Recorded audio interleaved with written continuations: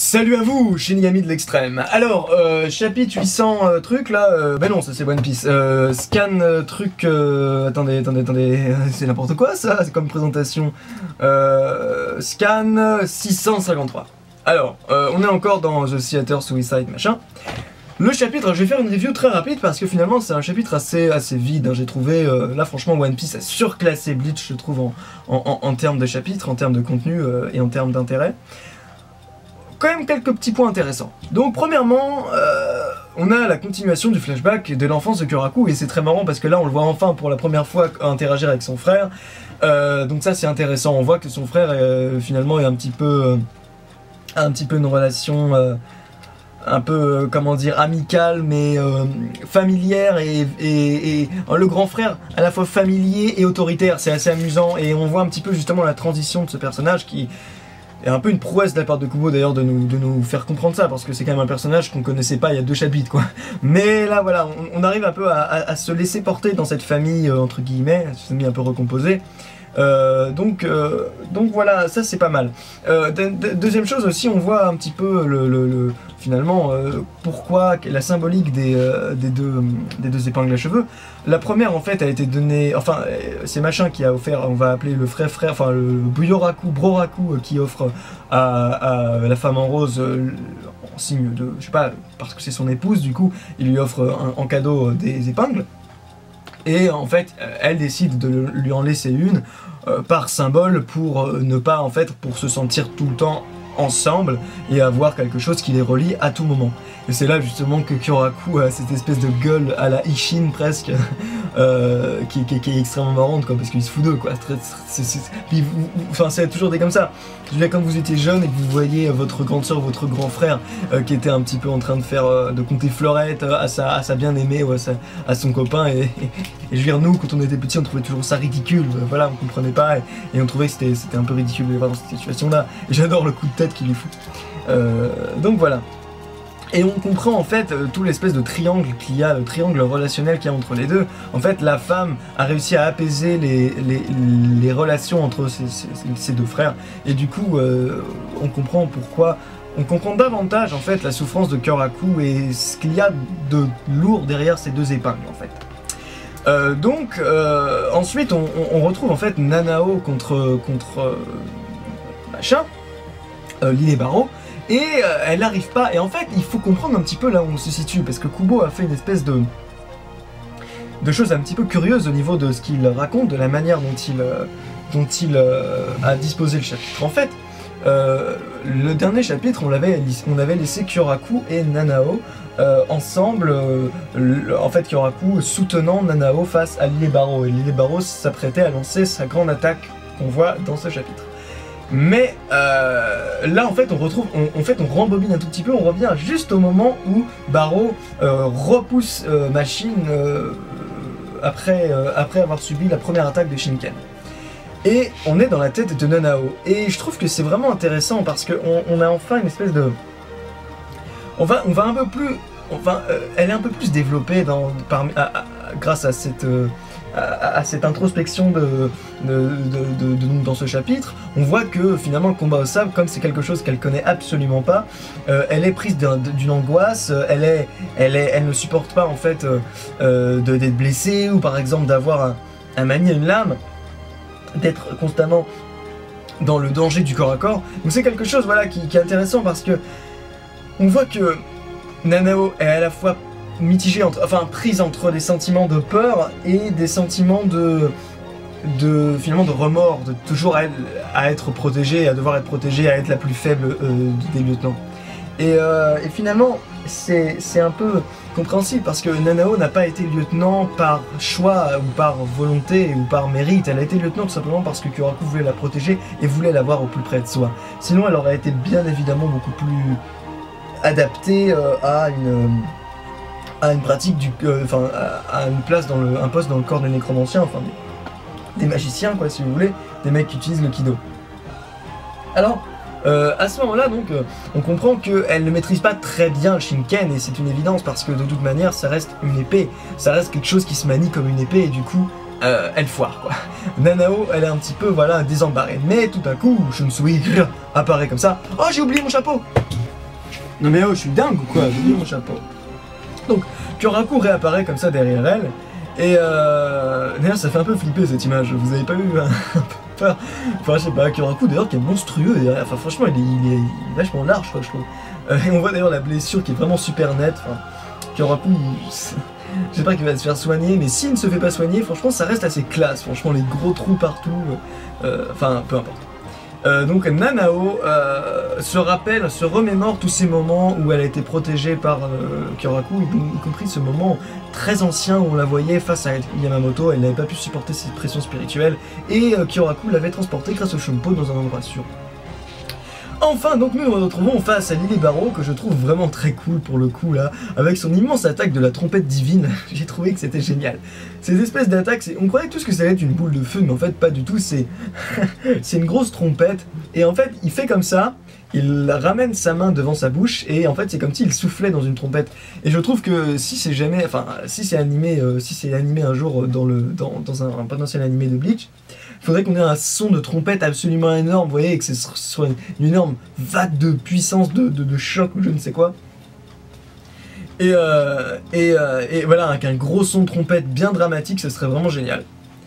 Un petit peu dans Avatar, je sais pas si vous connaissez la série Avatar, Vatou, quand il lance son rayon énergétique, enfin son rayon d'énergie, son rayon de barre énergétique. Tiens, prends cette barre Mars. Un placement de produit. Ouais, non, peu importe. Donc voilà, il y a une espèce de son un petit peu qui s'apparentait à une trompe. Enfin, un son, pas de trompette, mais de trompe avec une tonalité. Donc, peu importe, c'est un détail. Allez-y, les gars, les mecs du studio Pierrot, ou je sais pas quel studio s'en occupera, prenez ça en compte. Donc, Lily Barrow enclenche sa dernière attaque, son ultime attaque, l'attaque du corps divin, de la trompette divine, et défonce absolument toute la ville dans une espèce de vague de choc absolument immense, quoi. Je veux dire, le rayon d'action de la vague de choc est vraiment absolument gigantesque. Je pense réellement que là, si le Miracle et Askin et tout ça sont dans les parages, ils ont forcément avoir à subir les conséquences de cette attaque. Parce que pour l'instant, quand même, j'ai envie de vous dire, c'est vrai, Pernida est impressionnante, mais putain, Lily Barrow, quand même, là... Lily Barrow, franchement, il est quand même à une échelle, je dirais, bien plus haute en termes de démonstration de puissance. Donc, il faut ici mentionner le fait que Kyoraku... Kyoraku voilà, explique à Nanao qu'il sera toujours derrière elle, et finalement ça nous montre quelque chose à propos de Kyoraku. Kyoraku, en fait, il a vécu constamment, et c'est vrai que c'est assez touchant, et finalement je commence à comprendre l'intérêt de ce flashback. Kyoraku, il a vécu constamment dans le poids de sa responsabilité face à la disparition des êtres qu'il aimait. Et toutes ces personnes lui ont laissé un petit peu des héritages émotionnels, des héritages, je dirais presque sacrés, quoi, via des objets qui ont une valeur émotionnelle, qui ont une valeur sentimentale extrêmement importante. Et là, il en peut plus, Kyoraku, et on le voit à ses épaules très tombantes, et on voit que Kyoraku, finalement, c'est quelqu'un qui émotionnellement a passé sa vie finalement à supporter la mémoire de ses proches. Et finalement, à la fin, ce qu'il demande à Nanao, c'est: laisse-moi, je te donne le Shinken parce que moi je n'en peux plus, j'ai beau être capitaine commandant, tout ça, j'en peux plus, j'ai envie d'être libre, enfin, j'ai envie de pouvoir me libérer de ce poids, j'ai envie que tu deviennes toi, Nanao, enfin responsable, que j'ai envie à la fois de te faire confiance, mais en même temps, je ne peux pas faire autrement que de vouloir te protéger, parce que même si effectivement, en lui donnant le Shinken, Kyoraku lui fait confiance et lui dit vas-y, prends la relève, enfin en tout cas au début, avant qu'il ne réapparaisse pour l'aider, Kyoraku en fait, il est là en disant: malgré tout, malgré le fait que je n'en peux plus, que je ne supporte plus le fait que voilà, toutes ces personnes qui ont été autour de moi disparaissent et me donnent voilà, cette espèce de poids, de responsabilité dans le souvenir que je dois avoir envers eux. Là, on voit que Kyoraku finalement, bah, il aime quand même Nanao comme une fille ou comme une compagne, hein, à vous de voir, comme vous voulez. Ça n'a toujours pas été confirmé d'ailleurs, ce qu'avait dit Nanao, mais par contre, en tout cas, je trouve ça plus original que ce soit une relation presque d'amour en fait entre le capitaine et la lieutenant. Mais enfin, je trouve que voilà, Kyoraku c'est super intéressant parce qu'il est là et en gros il dit de toute manière, je me fous de la malédiction, je me fous de ma propre souffrance, je serai quand même toujours là, je serai toujours là pour toi, Nanao, je serai là pour te protéger jusqu'au bout et je te soutiendrai. Et même si effectivement mes épaules sont affaiblies par le poids de tous ces souvenirs et de tout ce malheur en fait, toute cette vie malheureuse, et bien finalement je serai quand même là parce que mon but dans la vie c'est quand même d'être avec ceux que j'aime et de les protéger.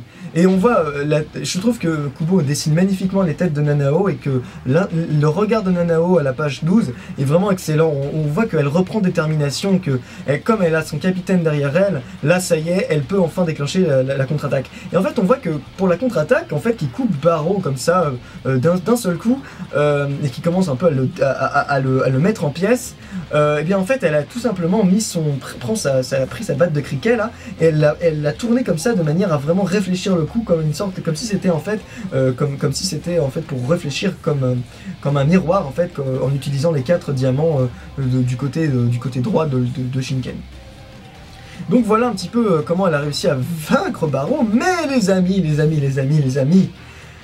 c'est évident que Barreau il est pas mort. Barreau il est pas mort, et je veux dire à la fin on voit comme une espèce de pluie d'or, et je sais pas si vous connaissez le mythe de Zeus face à, je crois que c'est dans l'histoire de Persée, il réussit en fait, Zeus réussit à coucher avec la femme d'un roi, je sais plus exactement, en se matérialisant une sorte de pluie d'or en fait, et donc ça c'est un petit peu l'idée Dieu en fait, hein, les dieux peuvent se matérialiser en plein de choses, et en fait ils peuvent même se déplacer et être vivants via n'importe quelle forme particulière ou moléculaire, je veux dire, et on a bien vu avec Barreau, il s'en fout, il peut se recomposer, et là, en plus, à la fin, il termine en disant, c'est un grave péché que d'avoir cru pouvoir me vaincre. Je sais pas pourquoi les gens pensent qu'il est vaincu, il est absolument pas vaincu, c'est une évidence. À aucun moment, Barreau semble se dire, oh putain, j'ai perdu, oh merde, oh là là, quoi, tu m'as vaincu. Non, Barreau, il se fout de la gueule de Nanao, il se dit, ah, ouais, je suis en train de me disloquer, ouais, je suis en train de perdre tous mes points de vie en gros. Mais tu crois vraiment que tu m'as vaincu? On n'est pas dans la même ligue, Donc moi, je pense que, voilà, en tant que messager de Dieu, voilà, en plus le message divin qui s'abat sur eux, en fait on a vraiment l'impression d'un ange qui va sur terre pour annoncer un peu la parole divine, c'est assez marrant. Et je ne sais pas si dans la religion chrétienne aussi les anges peuvent faire comme Zeus, c'est-à-dire se déplacer et annoncer et porter un message divin via la pluie. Je pense que c'est possible, je pense que ça... S'il y en a qui connaissent mieux la mythologie chrétienne, dites-moi un petit peu dans les commentaires ce que vous en pensez. Mais en tout cas voilà, l'idée Barreau bien sûr va se rematérialiser. Vous imaginez quand même, Kyoraku a pas réussi à le vaincre avec son Bankai, et il est évident que Shinken sera pas non plus uniquement suffisant.